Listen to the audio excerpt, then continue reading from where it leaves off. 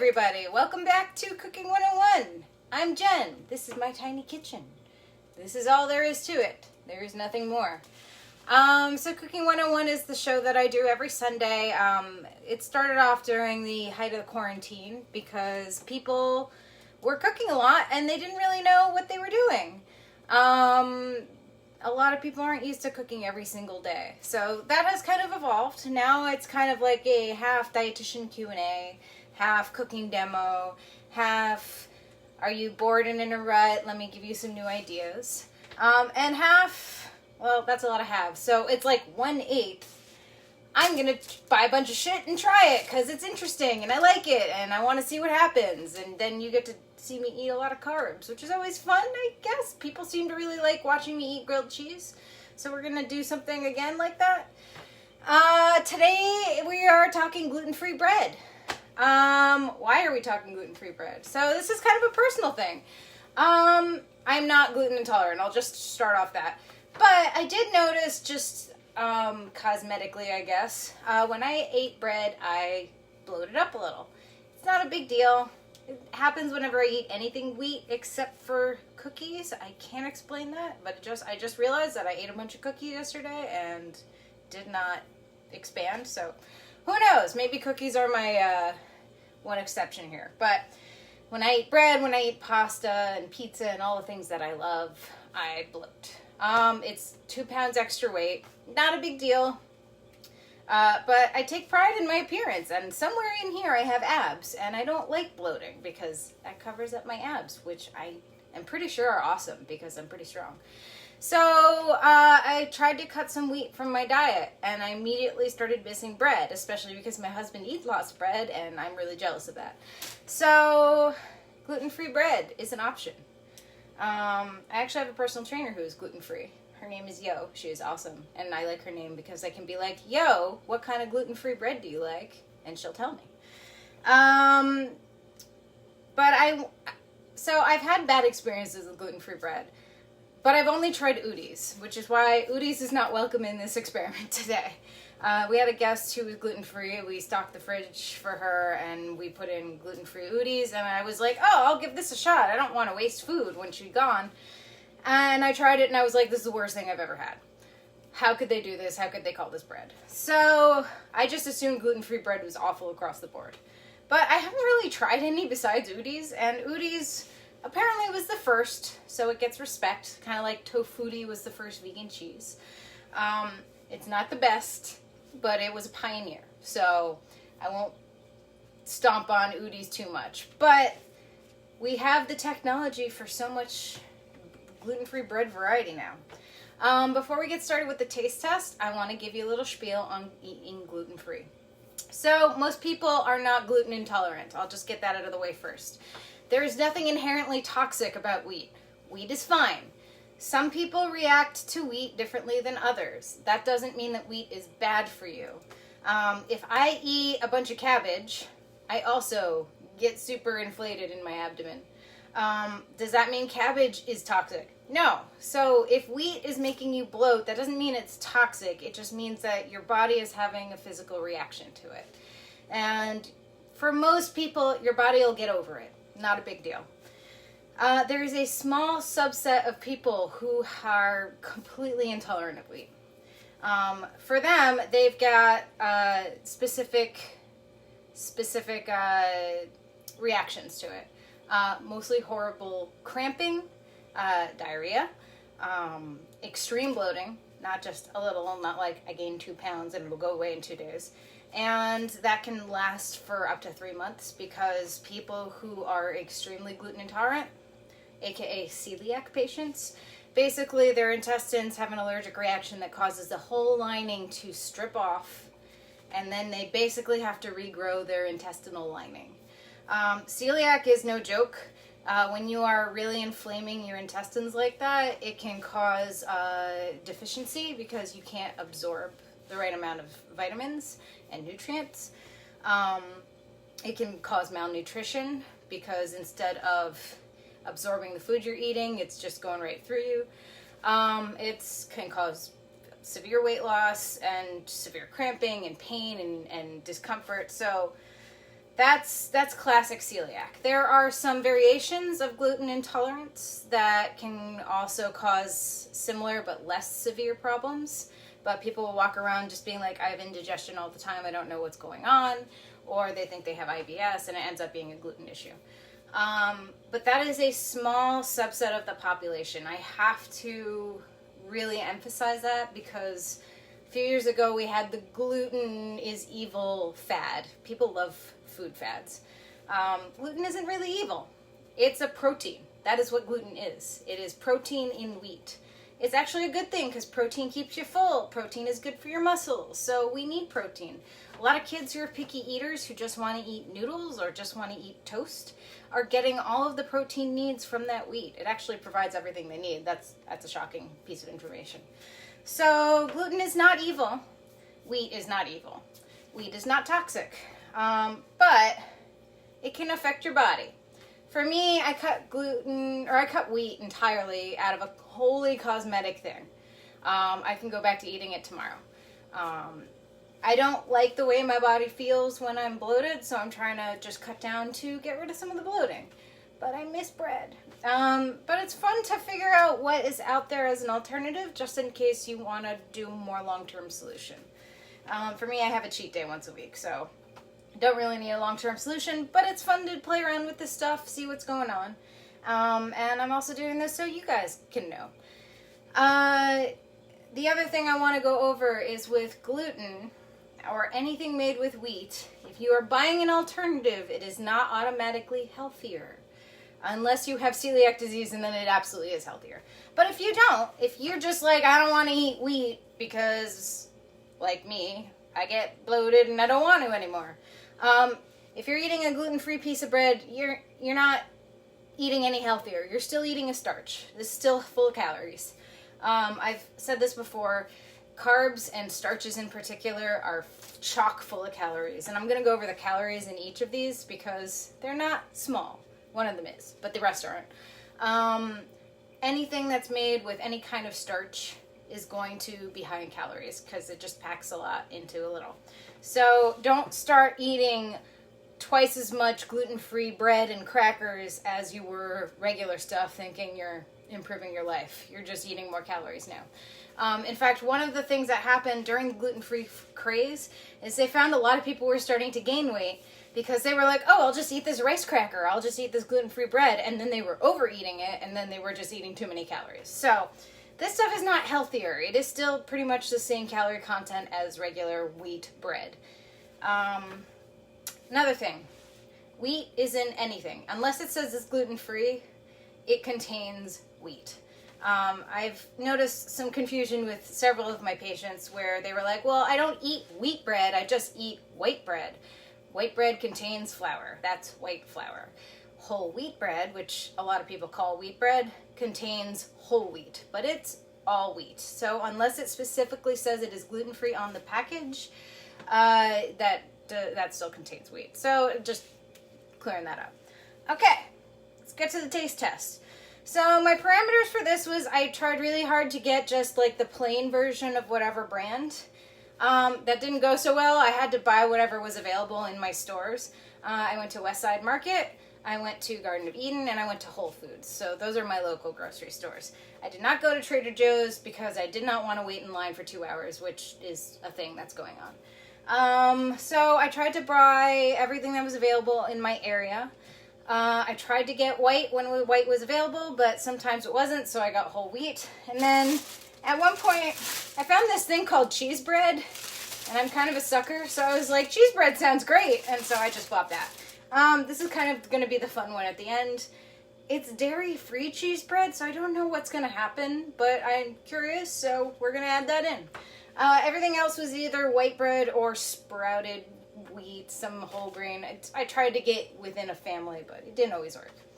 I tried to buy common names, but then when I Googled what was the most popular, I only found one that was in my area. That would be Canyon Bakehouse. And so I hope you guys have this in your area. I'll try to indicate which ones I found at Whole Foods and which ones I found at the other places. And that's pretty much it. That's it for parameters. I did look up what was most popular. That's why I got the Canyon Bakehouse, because I wanted to make sure something on there was well advertised. And the rest I'll just tell you where to get it.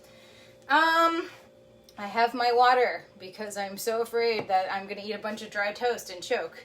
I also got out some of my homemade jam because I'm pretty sure eating 5 pieces of plain toast is going to get a little old. So those are just the parameters. Let's get into what I got. So if you don't know, gluten-free bread is often frozen. The reason that is it is not as shelf stable as most commonly manufactured bread. Now, if you're making bread from scratch, it lasts like a week and then it's done. It gets moldy or it gets stale. That's what fresh bread should do. Most shelf-stable bread has a lot of additives in it to keep it going long past that. Like if you buy Pepperidge Farm bread, it's just going to kind of sit around for a month. It's got a lot of preservatives in it that just keep out the mold, keep it from getting too dry. They often add corn syrup to keep it super moist and springy. It's not great. I don't really buy that kind of bread anymore just because it has so many additives in it.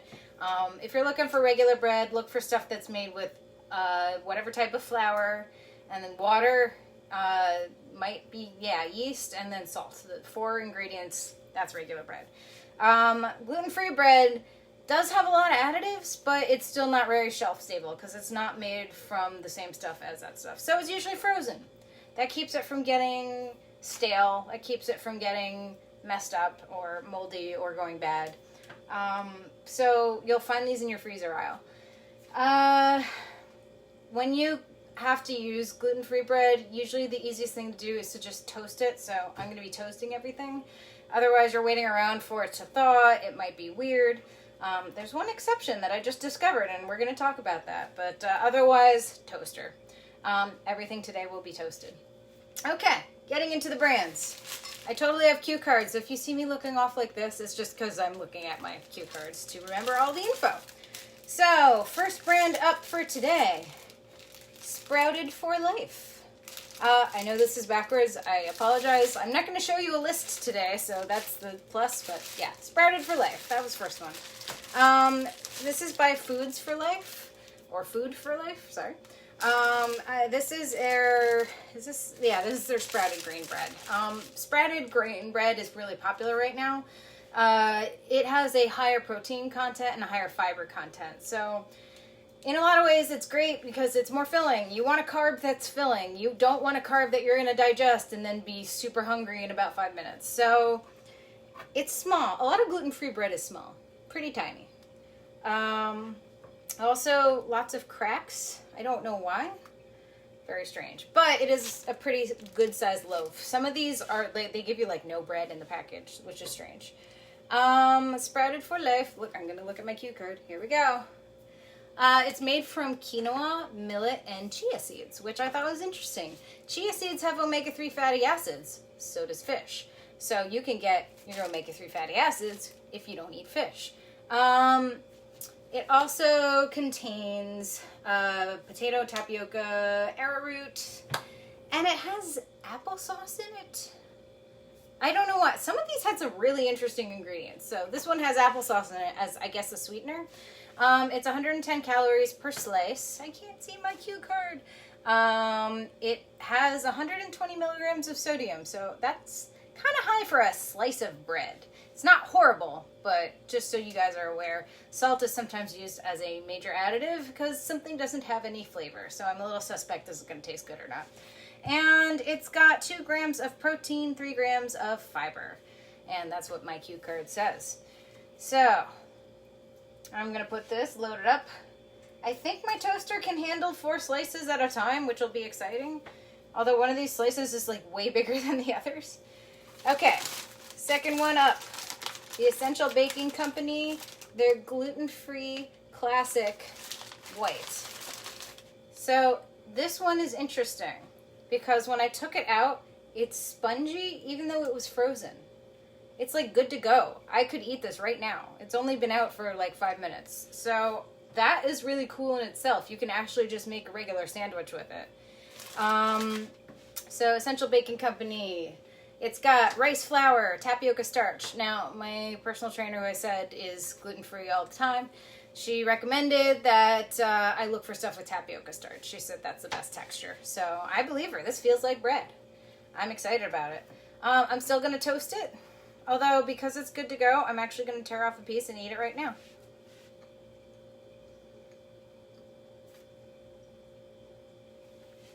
Need some water.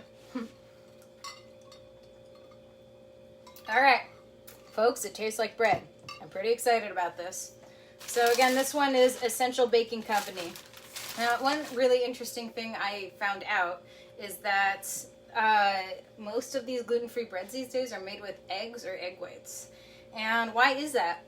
So eggs are a good binder, but they also, if you whip them up, get things really fluffy. So you can make things that are gluten-free without adding any of that gluten that makes it stretchy, elastic, and fluffy.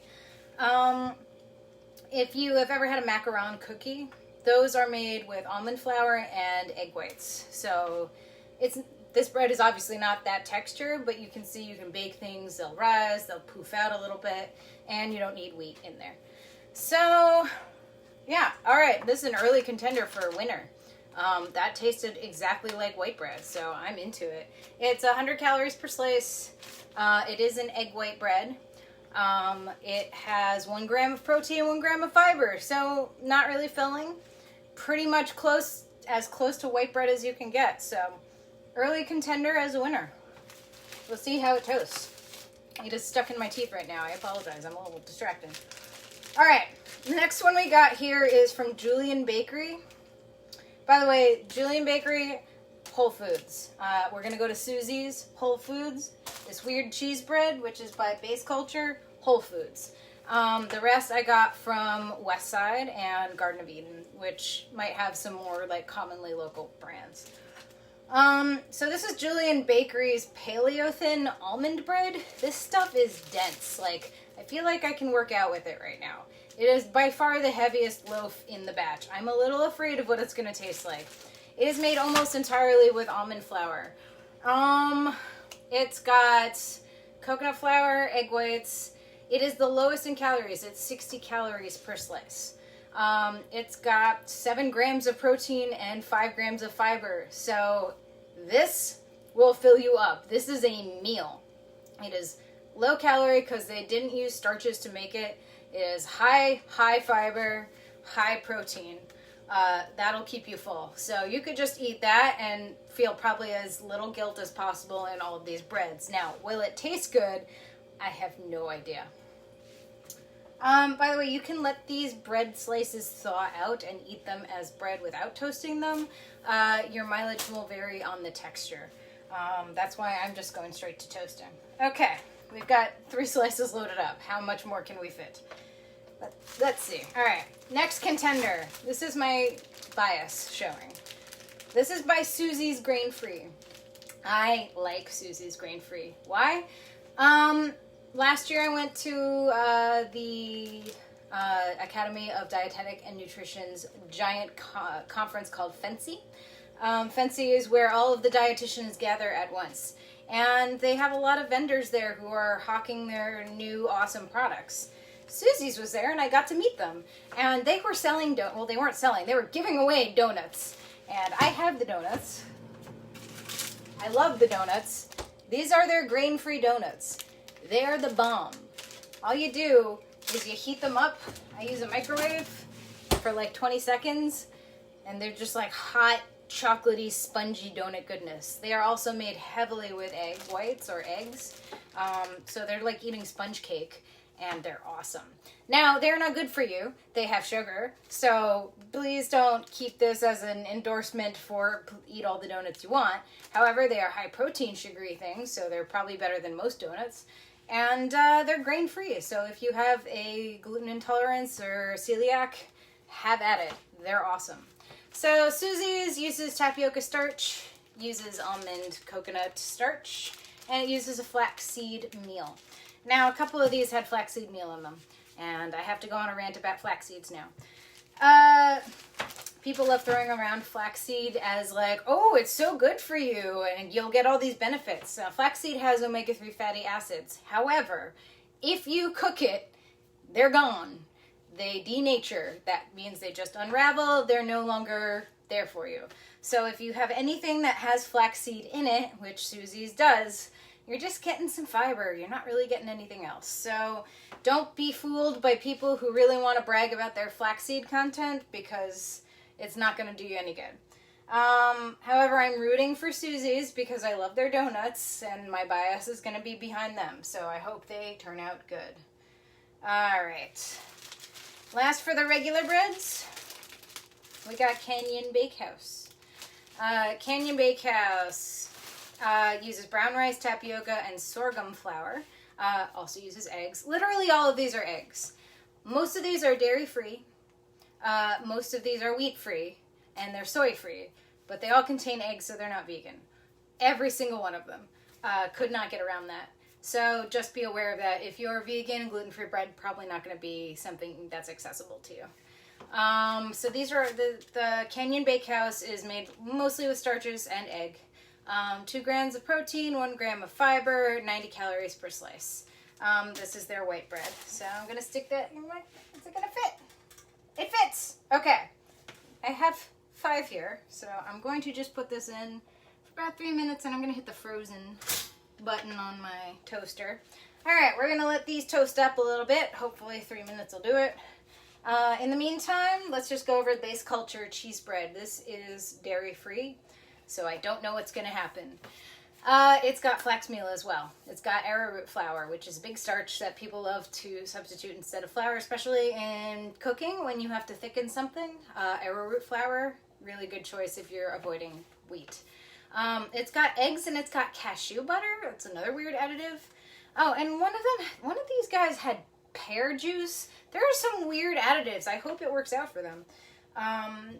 Yeah, interesting ingredients. This one is 100 calories per slice. It's got 3 grams of protein, 4 grams of fiber, so actually pretty filling.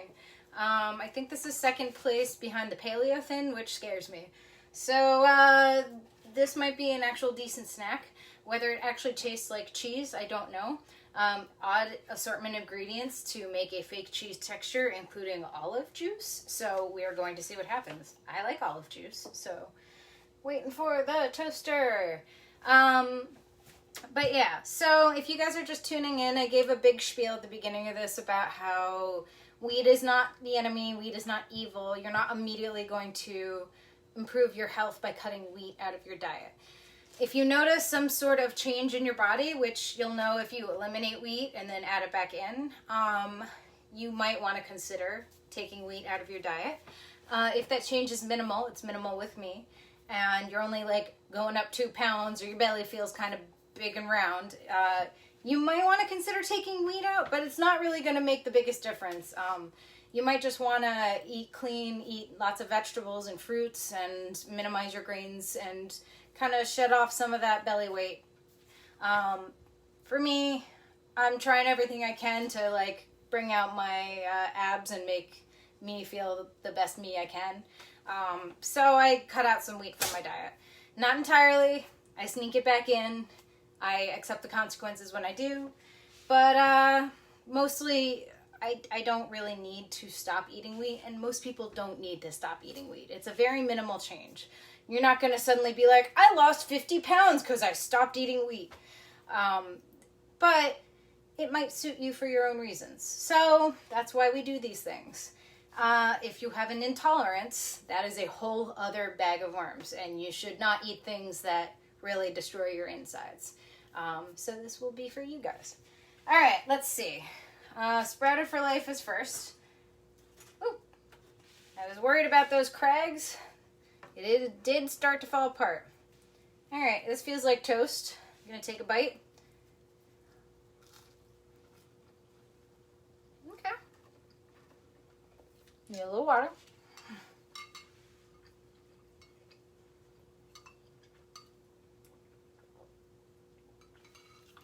Okay. So, like I said, this is a sprouted grain bread. So it's already got a lot of flavor to it. It's also got a thicker, like, chewier texture. That's normal for any spread of grain bread, made with wheat or otherwise. It's pretty good. I like a bread that has flavor. This has some complexity to it. The texture is fine. It's springy. This is definitely not the nightmare I had with Udi's. I'm very impressed with the gluten-free bread I've tried so far. So, bread tastes like bread. We are on the right track here. So that is Food for Life spreaded. All right. Now we get this awesome deli slice that was already good to go when I pulled it out of the bag. By the way, these are nice big slices. The loaf is this thick. There's not much to it.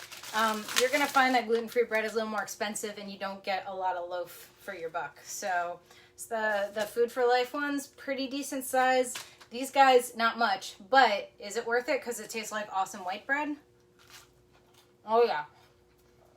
I want to make a grilled cheese out of this. This is awesome. 2 bites. I liked it. I haven't eaten white bread in years, so this is pretty rad. Eating dry toast. Delicious. Alright. I'm going to pull these next 3 out so I can put the cheese bread in. Alright, this one's not ready to go. This one I'm putting back in. It actually feels soggy. This one needs some more time as well. This one's okay. Okay. I'm going to put this in. I'm going to put it in for another couple minutes. Hit the frozen button. If you don't have a frozen button on your toaster, don't worry about it. Alright, so I believe this was the last one, which was the Canyon Bakehouse. So this one was actually rated as one of the best on the internet lists that I read. So let's check it out. Also really good.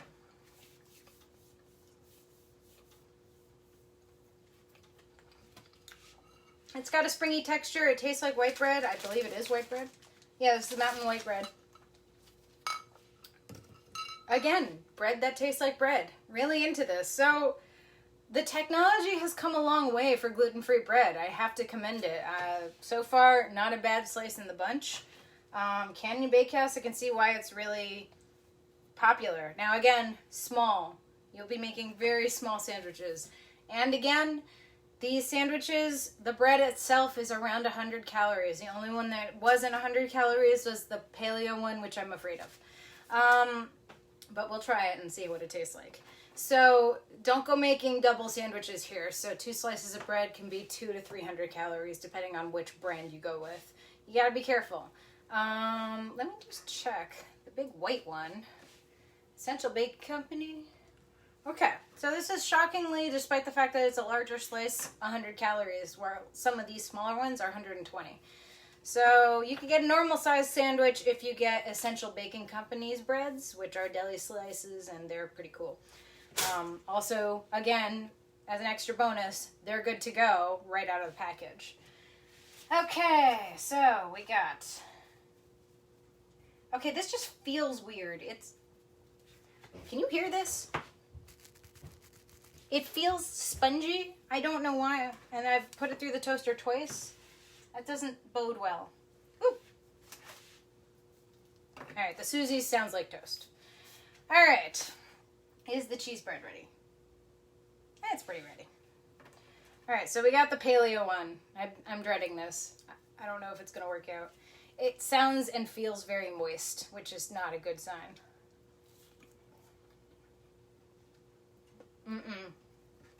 Nope. Not into it.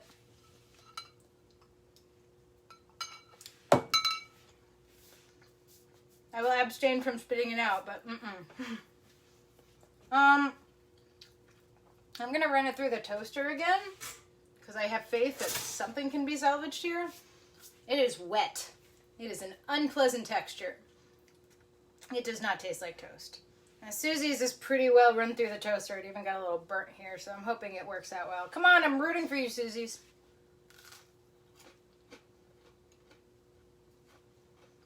Alright. Not as good as the others. Disappointing. The taste is not great. What is this? This is their original. It's unflavored. It's not white bread. It's not anything. Susie's makes great muffins and donuts, but I don't think I can get behind this toast. It is pretty moist, even to the point that I kind of almost burn the outside of it. And it's squishy. It's not like that bread that kind of bounces back, kind of spongy. It's like moist and squishy. The outside feels like toast, but the inside is a disappointment. So, and there's a weird off taste, like something's a little bitter. I don't know what's going on there. All right, cheese bread. Let's try you.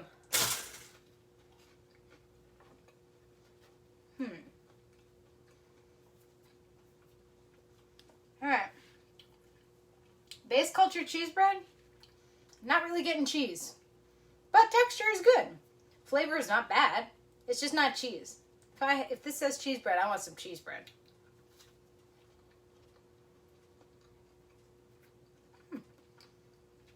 Yeah, not really cheese. All right, this is the last chance, paleo bread. Oh, it's still weirdly spongy and moist sounding. What is happening?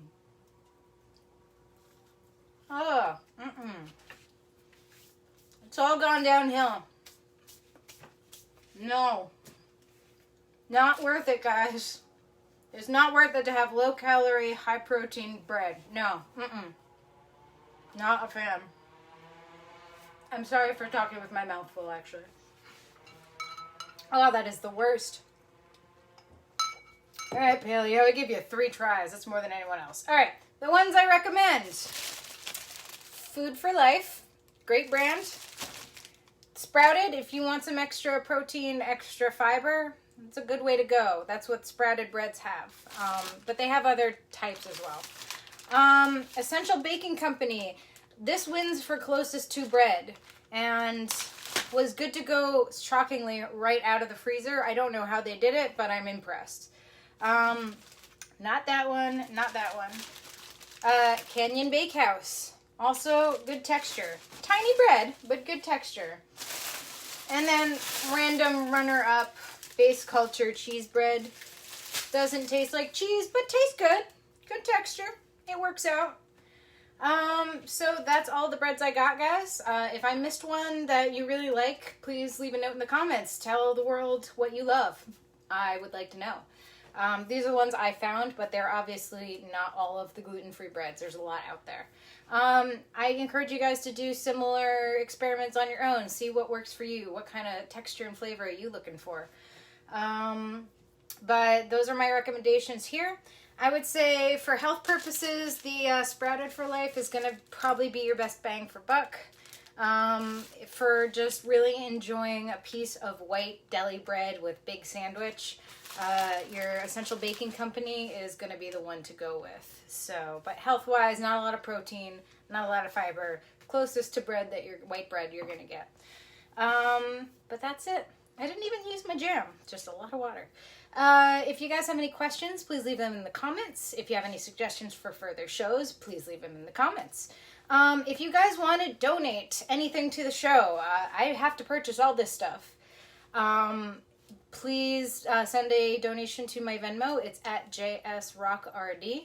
That helps keep my business going. It helps pay for all of these groceries. Buying a lot of gluten-free bread is not cheap, but I do it for you. If you can't afford it because this is the worst and weirdest economic time of our life, that's okay. I keep this show free for that purpose. So thank you for tuning in. If you guys want any further nutrition counseling or advice, I am a dietitian. I am a private practitioner. You can check out my hours and my services at jrockrd.com. I'm happy to have you for one session or for 6 months. It's up to you. But I like to help people with their problems, if they are nutrition related. And I welcome anybody to come check me out.